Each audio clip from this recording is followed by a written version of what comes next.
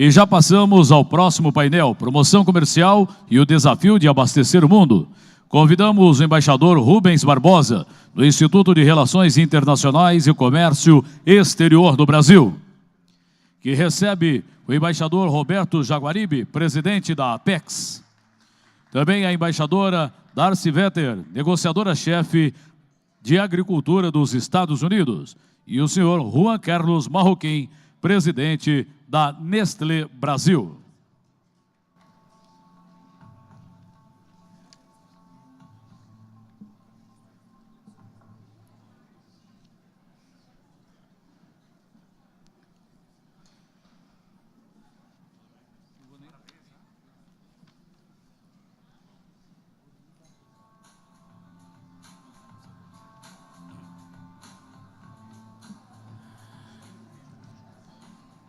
Esse painel, promoção comercial e o desafio de abastecer o mundo, começa agora, senhoras e senhores, com a palavra o embaixador Rubens Barbosa.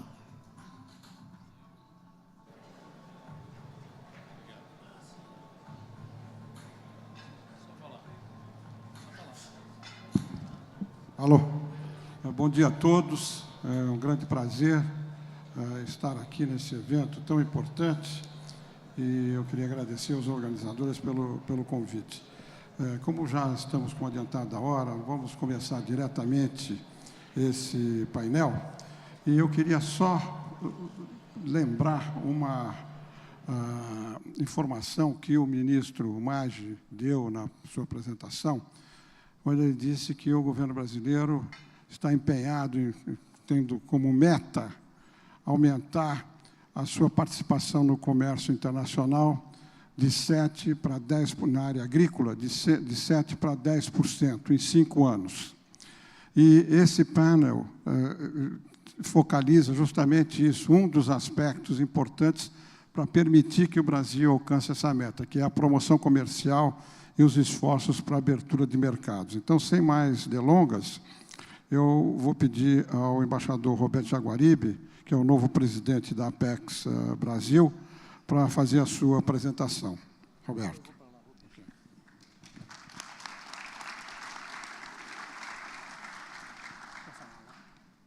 Bom dia a todos, boa tarde já, essas alturas. Eu quero agradecer aos organizadores e parabenizá-los pelo evento, que está saindo muito importante, captando a atenção das altas autoridades do Brasil que estiveram aqui presentes. Quero cumprimentar os demais integrantes desse painel que eu participo, o embaixador Rubens Barbosa, amigo e ex-chefe em muitas instâncias durante a minha carreira diplomática. Quero cumprimentar e dar o parabéns à embaixadora Darcy Vetter pela Data Nacional dos Estados Unidos e a todos os americanos aqui presentes, e também o senhor Juan Carlos Marroquim. Eu vou falar muito brevemente para apenas representar uma instituição que vocês já conhecem, que é a Apex, e que eu vim chefiar e presidir, atendendo a um convite do ministro José Serra. Como alguns dos senhores sabem, eu me encontrava como embaixador do Brasil na China, uma função que eu julgo extraordinariamente relevante, dado o fator determinante que a China representa no contexto atual. Mas eu achei que era importante atender o convite do ministro, porque eu acho que a Apex é uma instituição de grande qualidade, com muito potencial, mas que precisa ainda de um burilamento adicional, e eu compartilho completamente a nova feição que foi dada pelo governo e pelo ministro Zé Serra, pelo presidente Temer à Apex, inserindo-a no contexto do Ministério das Relações Exteriores. Queria fazer alguns comentários gerais sobre isso, em primeiro lugar, comentando a natureza da questão da exportação. Eu tive o privilégio de ter sido, há 20 anos atrás, diretor do nosso Departamento de Promoção Comercial, quando a Apex estava se iniciando com o Frederico Álvares, depois com a Doroteia Werneck. Depois fui trabalhar com o ministro Furlan, quando a Apex foi, digamos, bombada e recebeu recursos muito significativos, transformando-se na instituição de, digamos, impacto que ela hoje é. Mas, nesse percurso, a minha convicção é de que ela deixou de dar uma atenção maior à coordenação necessária para as atividades de exportação. E essa atividade é uma atividade complexa, um processo longo, onde não existe, digamos, mágica que possa ser feita. nem acordos comerciais que, se negociados, abrem as portas natural e automaticamente para a exportação, nem mágica no processo de promoção de exportação. É um processo longo que precisa ser plenamente integrado para ser eficaz.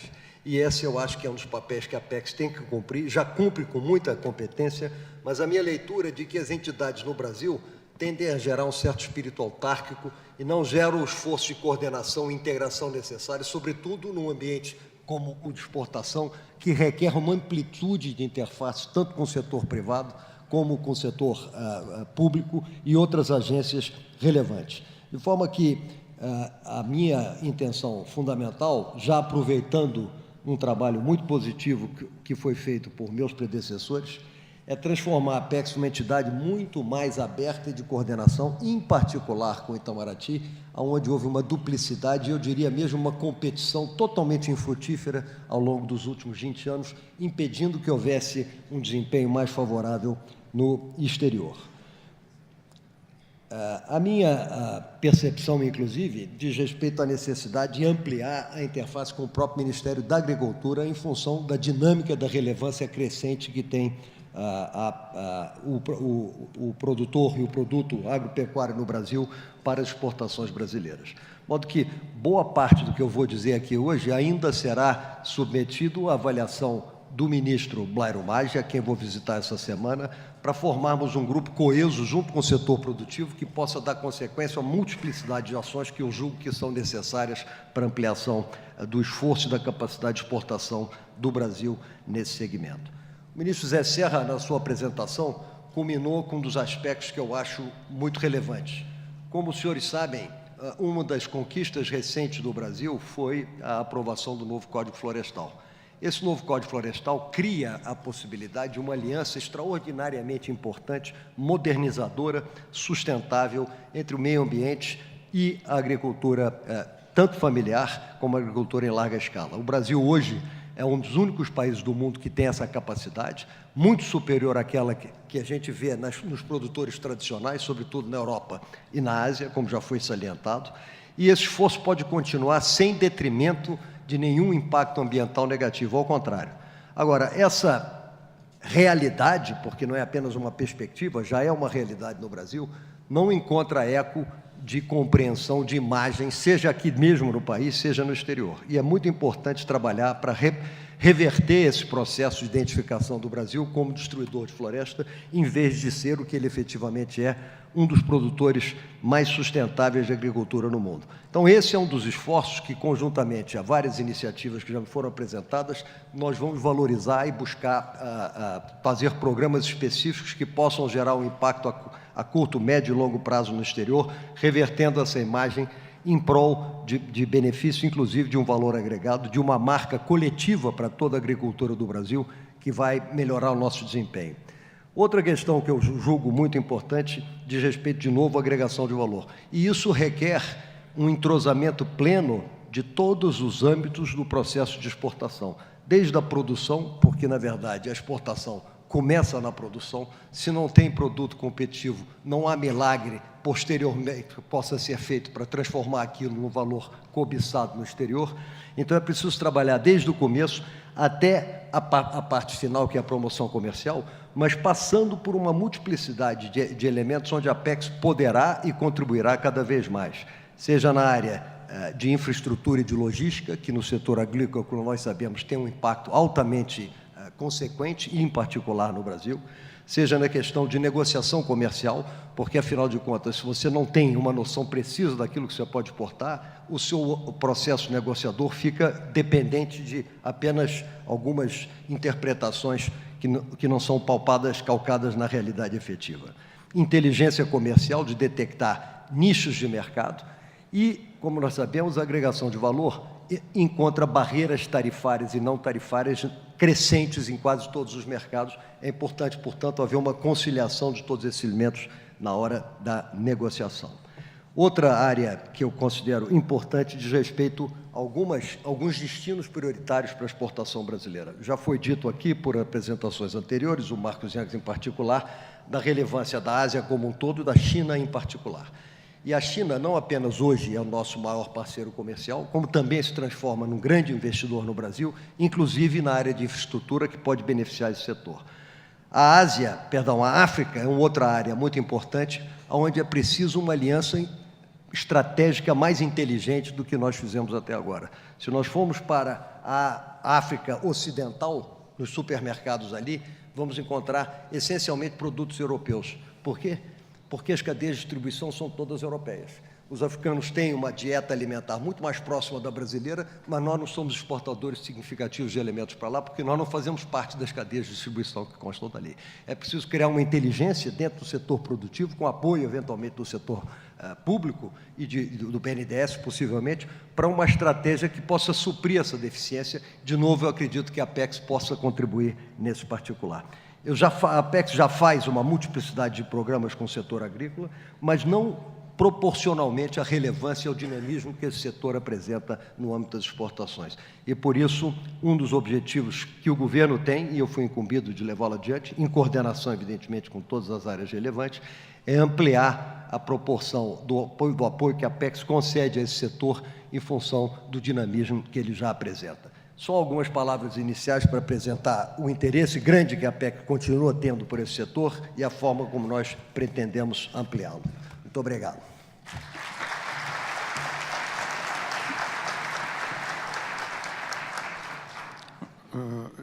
Embaixadora Darcy Venter.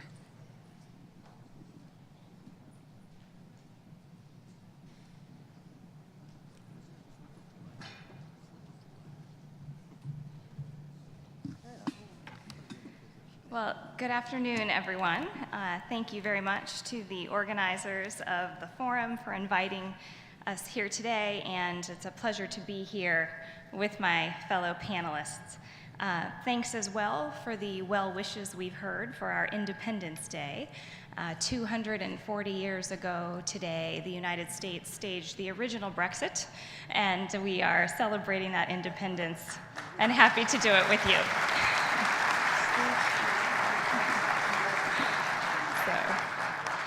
It is really a treat for me to be back in Brazil.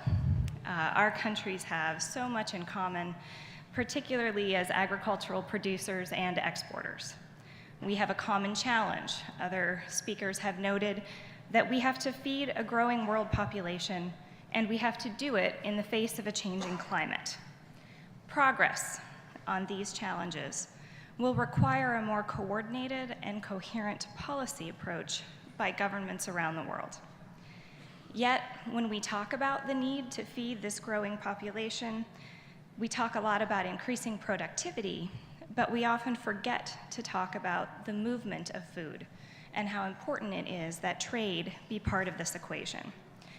So I want to focus my remarks this morning on the critical role of good trade policy in helping our producers and our consumers do more with less. And by trade policy, I am of course talking about tariffs, reducing the cost of trading between countries, but also about using our international institutions to create good standards and to facilitate the faster and more transparent movement of goods across borders. And third, to creating the kind of regulatory environment that will encourage innovation in the production, storage, packaging, and transport of food, to make sure that we can, in fact, produce more food with less resources, and that food reaches those who really need it. Brazil and the United States are both powerhouses in agricultural exports.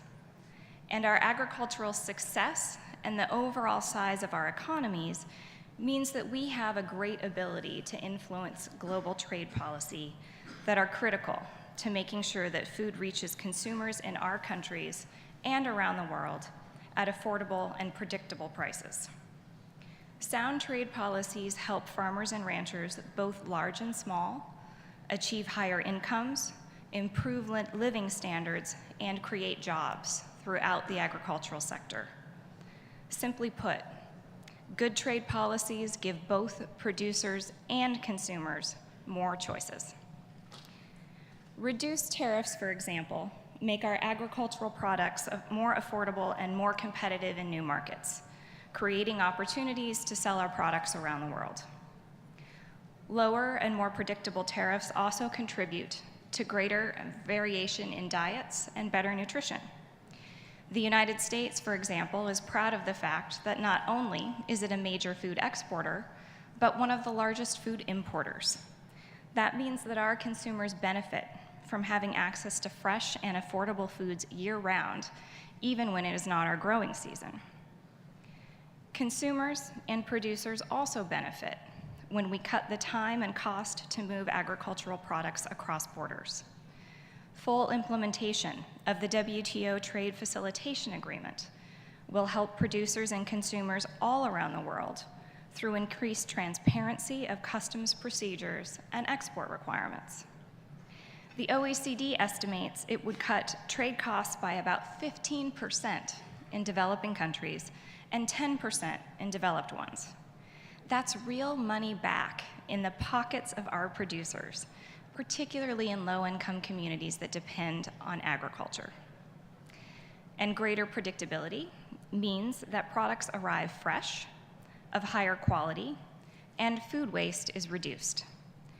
And the reduced cost and risk of delays at the border frankly might mean the difference between a producer or a processor being willing or able to export versus choosing to only sell their products domestically. And this is not just an issue for large producers, like Brazil and the US, who have major exporters that send products across the ocean. We also need to remember that the nearest large city or the nearest national border might be only a few miles away. And so when we decrease the cost and delay of these border measures, we create opportunities in many cases for farmers to serve the nearest natural market for their product. The availability and the affordability of foodstuffs can also be interrupted by volatility in markets. We all saw 7 or 8 years ago how price volatility impacts the world market. Tightness of supply was certainly an issue, but the imposition of export restrictions by key exporting nations and inadequate information about global stocks exacerbated the problem. Using our institutions to impose stronger disciplines on export restrictions can help improve stability for farmers of all sizes. And transparent information about market prices and global stocks, such as we created through AMIS at the G20, can help farmers make informed choices about what to plant and can avoid panic buying. But in addition to border measures, trade also relies on strong science-based and transparent food safety and plant and animal health systems. Helping to build those systems ensures quality and safe foods reach both domestic and international consumers, and that our agricultural systems are protected from pest and disease. Unfortunately, these same systems, when they don't refer to international standards or have a strong basis in science, can be used primarily to protect markets from competition. As the United States and Brazil seek to do more with less, our governments will need to work together in the international arena and work with our private sectors to deter the adoption of policies that are not based on science and that impose needless drags on growth. For example, the rapid development and innovation in genetic engineering in recent years and its potential to address the challenges of global food security are breathtaking. The recent explosion in our collective understanding of plant genetics and the new applications of big data to precision agriculture are huge opportunities for both of our producers. But sound trade policies can either amplify or stymie the adoption of these innovations, the opportunity for entrepreneurs around the globe to build on those innovations, and for producers and consumers to reap their benefits. Our policies and those of our key trading partners need to support an enabling environment for agricultural innovation. The United States has an ambitious trade policy agenda designed to do exactly that, and we would like to work more closely with Brazil on moving this agenda forward, both bilaterally and globally.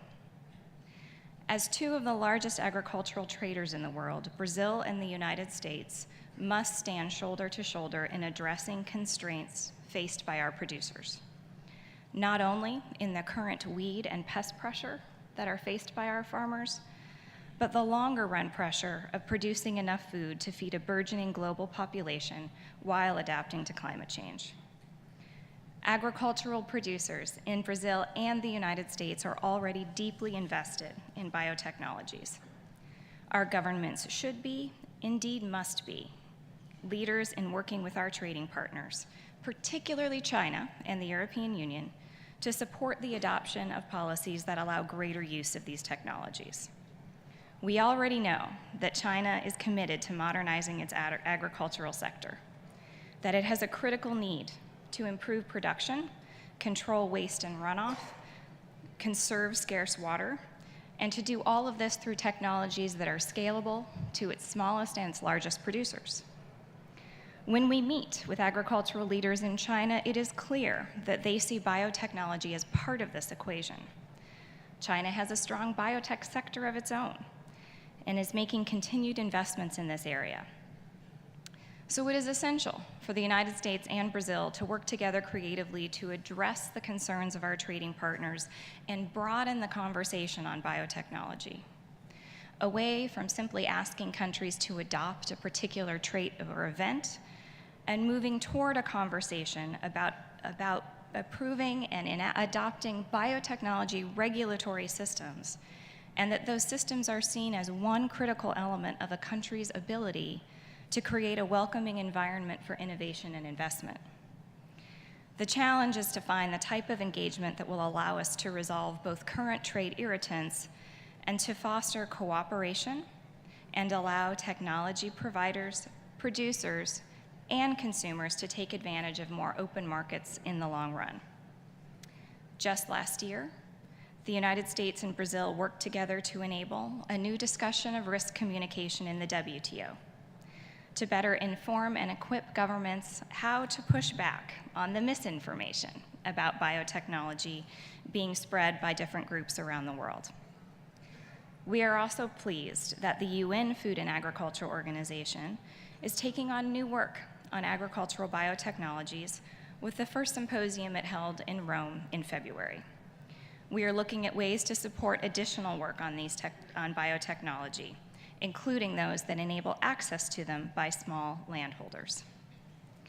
I'm very excited about the potential for new plant and animal breeding technologies and for advances in biotechnology that can increase yield, reduce chemical inputs, create packaging that can preserve quality, and aid in the processing of biofuels. Many countries, including the United States, still have decisions to make about how they will regulate these new breeding technologies and the products that result from them. The United States is committed to taking a risk-based approach and to ensuring public safety without stifling innovation. We would like to coordinate with Brazil and other countries as we develop our approaches to these technologies so that we hopefully can avoid some of the problems with the first generation of biotechnology in asynchronous approval systems and in misinformation for our consumers. So I hope that this forum on global agribusiness can spark more collaboration between our governments and our producers going forward. We need to find ways to reaffirm the foundational principles of our global trading system, such as the role of science, transparency regulation, and the need to develop creative new approaches to ensure that both small and large producers have access to technologies and that consumers have faith in them. Again, thank you for the opportunity to be here. I look forward to your questions.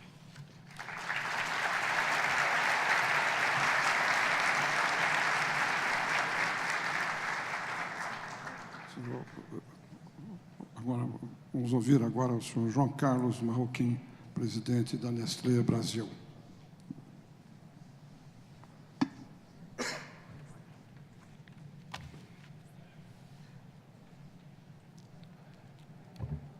Bom dia a todos, bom dia. Espero poder compartir con vocês la estrategia global de Nestlé de creación de valor compartido. Parabenizo a los organizadores del evento por el contenido, que yo soy una persona que no es experta en agricultura, más en estas últimas 4 horas tuve una actualización de agricultura más profunda de la que nunca tuve en los pasados 10 años. Así que muy agradecido por esto.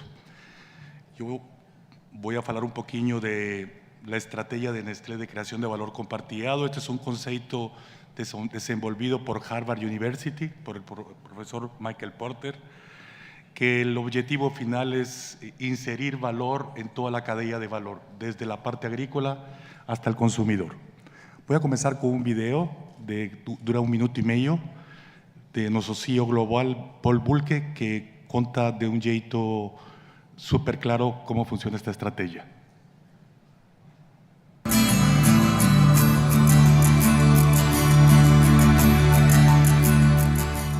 Create to shared value, these 3 words is actually covering the fundamental way we want to behave as a company and by nature also as persons. There's a fundamental way how we want to go about our activities. And it is linked with this conviction that a company, to be meaningful and successful over time, has to intersect also with society in a very positive and constructive way. This is part of the pride also of more than 330,000 people who are part of that. They are making Nestlé, they are doing these things. So people are buying our products because there's trust. They trust in our brand, they trust in the product, and more they want also to trust in the company who is behind that brand, behind that product. If you see what we do in Abidjan and Ivory Coast and sharing with farmers knowledge of how we can increase yields and the quality of cocoa plants so that they can have a decent income for their families without having to involve their kids and they can send them to school, how we have built schools there. If you see how we are able to be part of Healthy Kids program that is getting to millions of kids with governments and educating them for being able to care for themselves, for healthy diet. If you see how we have been able to drive nutrition, health and wellness arguments through the whole portfolio worldwide. If you see how we're driving through our R&D this knowledge of microfortification, that is what we have done. That is what we want to do. And that's our commitment. That's what we commit to ourselves, and we want to share that with you. The company behaves like a citizen in the same way, with the same sense of responsibility. And with the size we have, we can really make a difference. And that feeling of being able to make a difference there too is a very good feeling.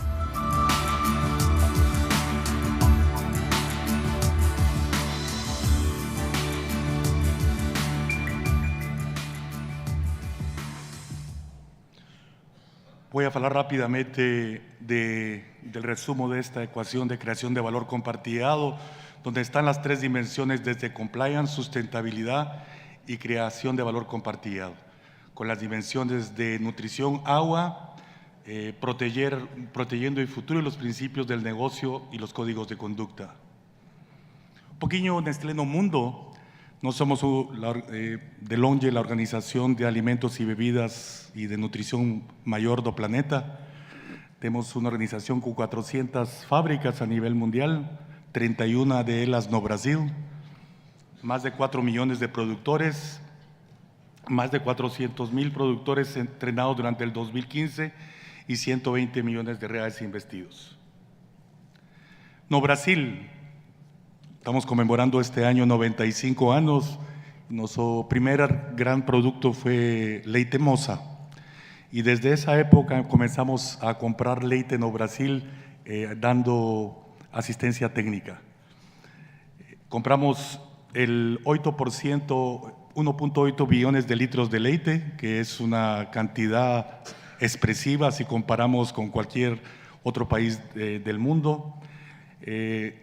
Creamos sustentabilidad en la cadena de cacao también y tenemos más de 6.000 toneladas en la cadena de vegetales, especialmente enfocados a la cadena de valor de papiñas infantiles y de cereales infantiles.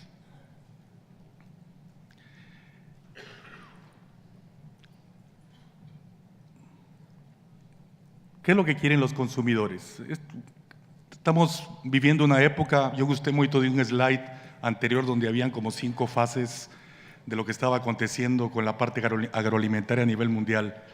Nos vemos eso casi simultáneo, nos vemos que eso está pasando, y esto donde vemos la sensación de qué es importante y por qué están dispuestos a pagar más, es una tendencia que no solo acontece en Europa, también acontece en Brasil.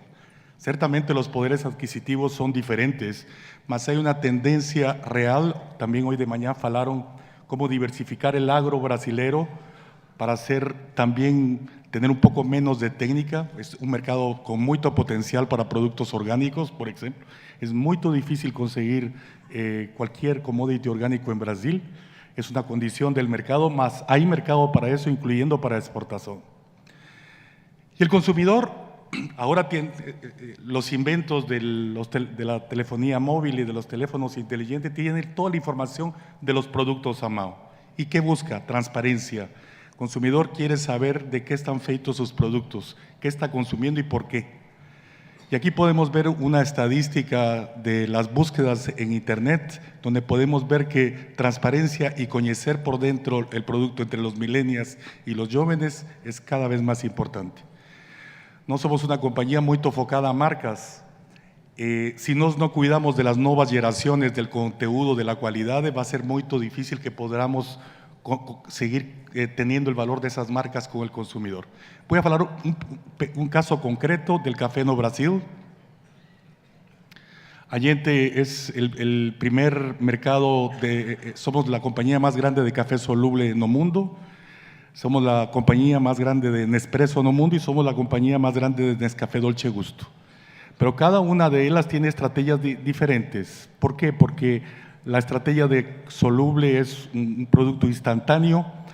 Nos producimos en la fábrica de Araras la cantidad de café soluble más grande de cualquier planta Nestlé en el mundo, más 2/3 de esa exportación, 2/3 de esa producción van para la exportación, principalmente a Europa.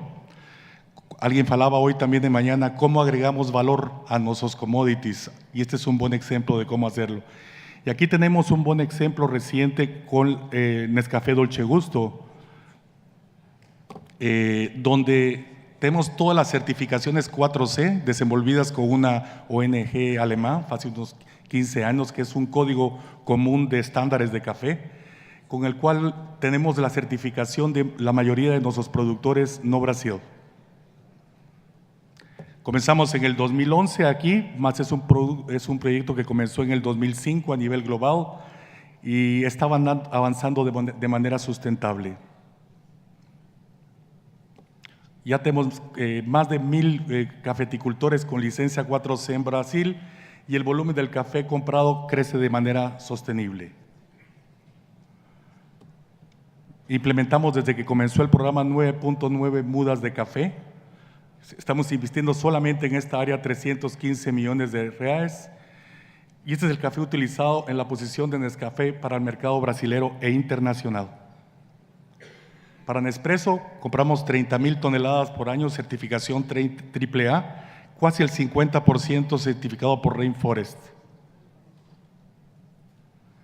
Y la más reciente historia que tenemos es esta fábrica nueva que abrimos en diciembre del año pasado. Es una fábrica de Nescafé Dolce Gusto. Van a poder experimentar el producto aquí a la salida. Son productos que ya están siendo fabricados en esta fábrica. Es la primera fábrica de cápsulas de Nescafé Dolce Gusto construida fuera de Brasil. Es una honra y es una responsabilidad estar haciendo esto. Y es una fábrica que está totalmente dedicada al Mercosur, por en cuanto más estará enfocada para la exportación para todo el continente. Es una fábrica expresiva, de un tamaño importante, de alta tecnología, que esperamos en este año 2016 tener la certificación internacional de una certificadora de Estados Unidos, de la primera fábrica 000 a nivel mundial. Cero waste, cero contaminación, cero agua, por el concepto en el cual fue desenvolvida la fábrica. Estoy hablando no solamente de Brasil, sino a nivel global. Nos estamos confiantes que con los investimentos que estamos haciendo conseguiremos hacer esto.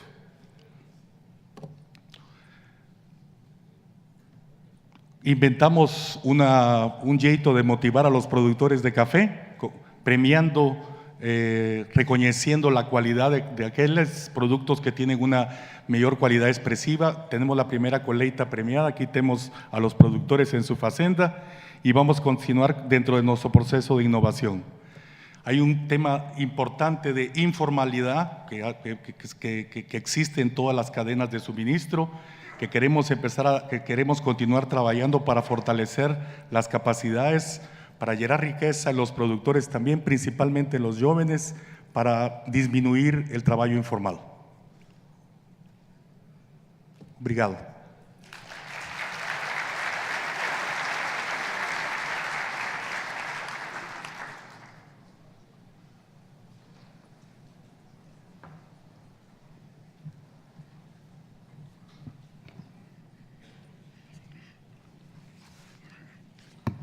Nós ouvimos 3 exposições bem sucintas, bem diretas, mas bastante significativas, eu acho.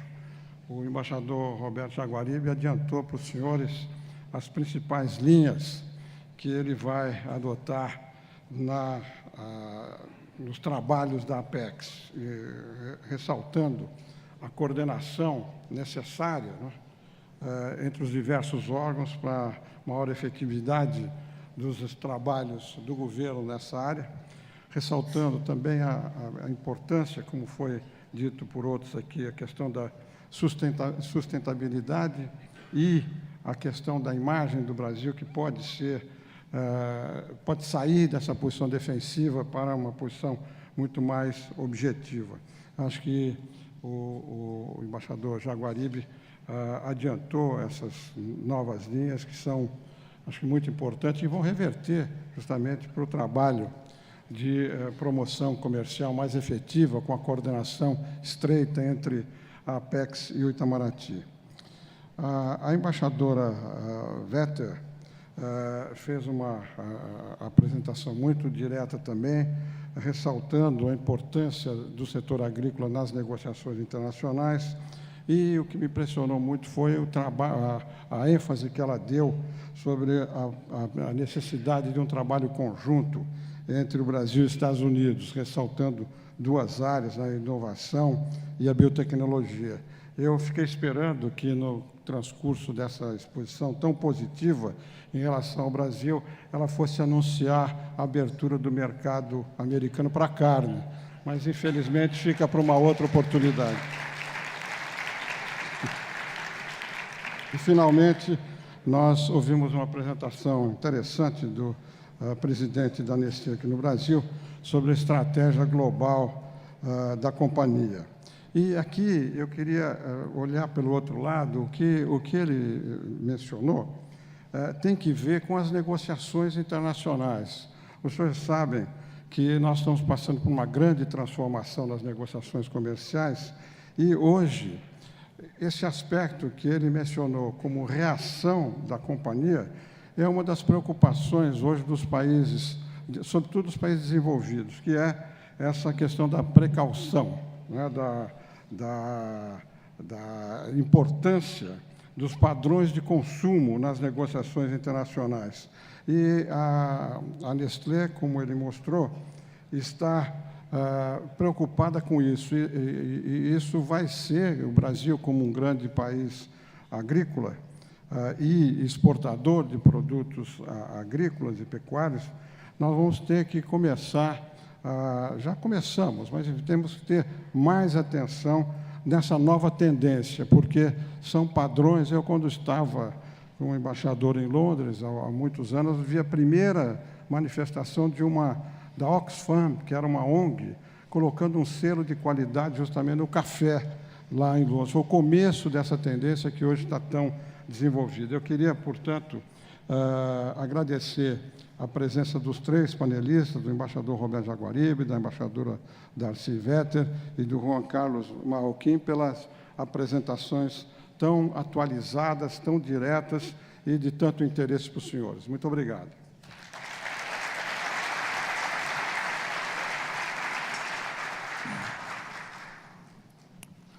Os nossos agradecimentos aos participantes deste painel. Ministro Rubens Barbosa, embaixador Roberto Jaguaribe, embaixadora Darcy Vetter e o senhor Juan Carlos Marroquim. O Global Agrobusiness Forum convida a todos para participarem do almoço que será servido no foyer desse mesmo piso e também no foyer do piso superior. Retornamos às 14h15.